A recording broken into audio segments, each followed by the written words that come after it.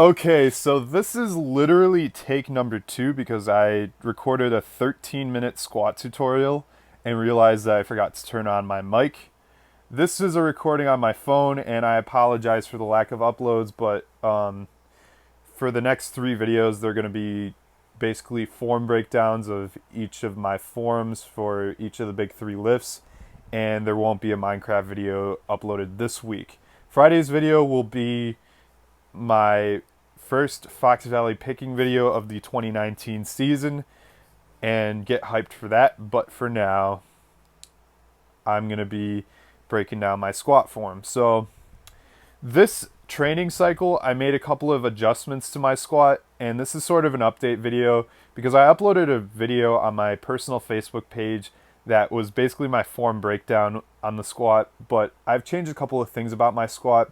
And I honestly think that even though probably strength could be greatly improved with this form, uh, it is my best squat. And so I think that technically the changes I made were for the better of my squat, even though the strength gain wasn't that significant. So before I start this tutorial, I'm going to address the belt. I know I addressed it in my gym bag video, but I'm going to address it again.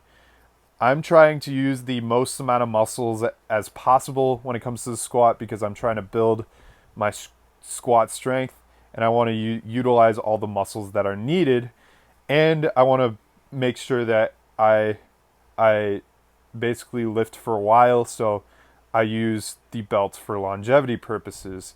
So before I get into any criticism, or before I get any criticisms, I just wanted to get that out of the way. So anyway, when I approach the bar, I take my grip immediately, okay? I take it immediately, and what I do after that is I get as far as away from the bar as I can, extend my arms as far as I can, and that's basically the what I do. And my pinky is on the powerlifting ring. That's going to vary from person to person, and when it comes to your grip width, it really depends because you don't want it to be too wide because you're not going to create a tight shelf on your back, and you don't want it to be too narrow because that's going to cause discomfort. So try and get it as close as you can while building a good shelf, and at the same time not getting too discomforted, not too uncomfortable. So for me, it's pinky on the powerlifting rings, and it's important to have the shelf, especially when you're low bar squatting, which is what I do. So immediately I walk towards the bar, and that's the second basically step that I take to make sure that I'm symmetrical and to make sure everything is lined up. And yeah, that's also going to be a measure to take in order to make sure that my back is tight, because it's important, especially in the low bar squat, that everything is tight, and that way you can avoid getting any injuries and stuff like that just because something was loose. So just as an extra part, I walk towards the bar to make sure my back is tight. And then when I get under the bar, I immediately get into my low bar position. And when you're a beginner doing low bar, it's going to be kind of weird because you don't really understand what the bar position should be on your back. But for a beginner, do the same thing that I did. Get the bar in your high bar position, which is basically on top of your traps, and then bring the bar down to your next shelf, which will be your low bar position. And that's going to allow you to squat with the most amount of muscle mass possible, therefore allowing you to squat as much as possible. So when I'm under the bar, I make sure that the bar is over the middle of my foot. That is going to be the number one most important thing when it comes to the squat, the deadlift, and the overhead press, is at all times the bar must be over the middle of your foot. Any deviation from that point will cause imbalances, and if you put the bar over your toes, then you'll shift forward and possibly dump the bar on your neck, which can be pretty gruesome. Or if you put the weight too far on your heels, you're going to fall back, and I've seen some people do that too, and it's best to squat over the middle of your foot, because that way you can basically keep the weight over your center of balance. So when I'm unracking the bar, I make sure, so my feet, you can't tell my feet width, but I have my feet about hip width. I normally like to keep it narrower than my actual squat stance when I'm unracking the bar. That way I can use as much muscle as possible, which includes my quads and my glutes and stuff like that. And that way I can get the bar up. You want your feet to be together when you unrack the bar. You don't want there to be a single foot that's trying to push against the ground in order to unrack the bar, because you're trying to squat as much weight as possible, and the first step to do that is to unrack the bar. So make sure your feet are together. Again, I normally keep it hip width, maybe a little bit narrower, and I unrack the bar that way. So once I unrack the bar, I want to make sure it settles on my back first. I take a deep breath before I unrack the bar, and once I do, I make sure everything is settled, make sure everything is balanced, nothing is wiggled around, because I don't want to lose my balance. So I make sure everything is still before I make the walkout. And you want to try and make the walkout as few steps as possible. I know people who can do a two-step approach, which is amazing, but for me, the three-step approach is best, and it's the one that I recommend, because that way you can step back and then you can set both of your feet. So what I do is, once the bar is settled, I step back with my left foot, I step to the side with my right foot, and then I adjust my left foot if needed. So if normally my left foot is a little bit in front of my right foot, so that third step is to help me get both feet in line, so then therefore I can squat evenly. So when it comes to my feet width, again, it really depends on your anthropometry and what you're most comfortable with.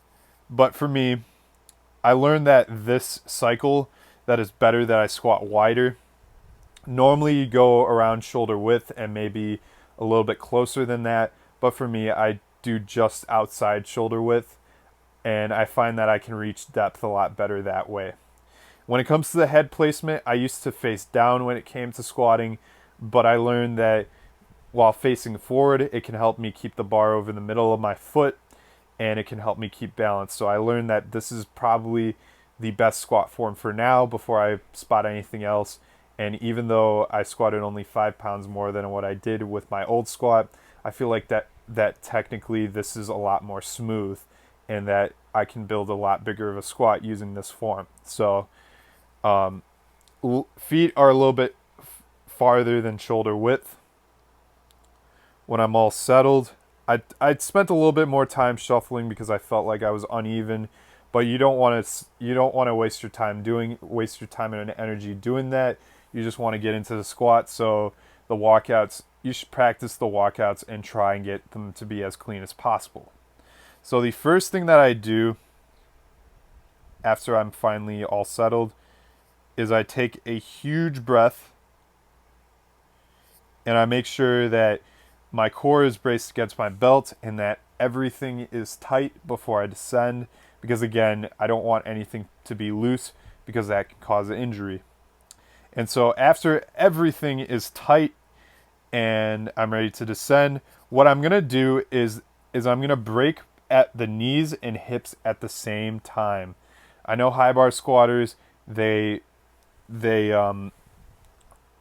at the knees first, and I know that low bar squatters break at the hips first, but from what I've seen is that when your hips and knees break at the same time, that'll cause your squat go over to go over midfoot a lot smoother. And so yeah, so now that everything is all ready, I'll descend with again my knees and my hips breaking at the same time, and I'll get to the point. Now I might be squatting a little bit deep. I don't know based on this angle, but I want to say this is about proper depth. So my hip crease, which is right there, is just under the knee joint.